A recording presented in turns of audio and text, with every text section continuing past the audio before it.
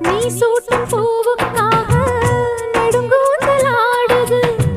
நீ வைக்கும் பொட்டுக்காக நடுநெத்தி வாடுது.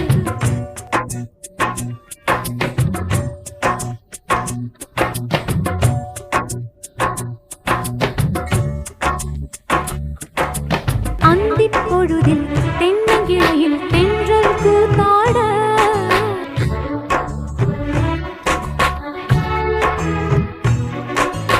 அடங்காத ஆசை கொண்டு நானும் போராட. உனக்கென பிறந்தவ ரெக்க கட்டி பறந்தவ இவதான். என விட